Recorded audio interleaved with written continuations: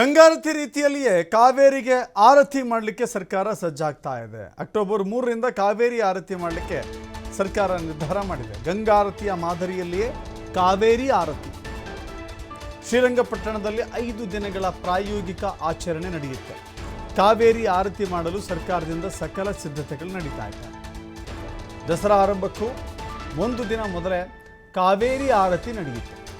ಇದೊಂದು ವಿಶೇಷ ಪ್ರಯೋಗ. ನೀವೆಲ್ಲರೂ ಕೂಡ ಗಮನಿಸಿದ್ದೀರಿ. ಗಂಗಾರತಿ ಗಂಗೆಯ ನದಿ ದಂಡೆ ಮೇಲೆ ಸಾವಿರಾರು ಆರತಿಗಳನ್ನು ಒಂದೇ ಬಾರಿಗೆ ಆರತಿಯನ್ನು ಕಾಣಲಿಕ್ಕೆ ಸಿಗುತ್ತೆ. ಗಂಗಾರತಿ ಇಡೀ ದೇಶದಲ್ಲಿ ಅತ್ಯಂತ ಪವಿತ್ರ ಮತ್ತು ಅತ್ಯಂತ ಖ್ಯಾತಿ ಪಡೆದುಕೊಂಡಿರುವಂಥ ಒಂದು ಸಂಗತಿ. ಅದೇ ರೀತಿಯಲ್ಲಿ ಕಾವೇರಿಗೆ ಆರತಿ ಸಲ್ಲಿಸಲಿಕ್ಕೆ ಗಂಗಾರತಿ ಮಾದರಿಯಲ್ಲಿ ಕಾವೇರಿ ಆರತಿ ಶುರು ಮಾಡಲಿಕ್ಕೆ ಸರ್ಕಾರ ನಿರ್ಧಾರ ಮಾಡಿದೆ. ದಸರಾಗೂ ಮುನ್ನವೇ ಮಂಡ್ಯದ ಶ್ರೀರಂಗಪಟ್ಟಣದಲ್ಲಿ ಕಾವೇರಿ ಆರತಿ ನಡೆಯುತ್ತೆ. ಸರ್ಕಾರದ ವಿನೂತನ ಕಾರ್ಯಕ್ರಮ ಇದು, ವಿನೂತನ ಪ್ರಯೋಗ ಇದು.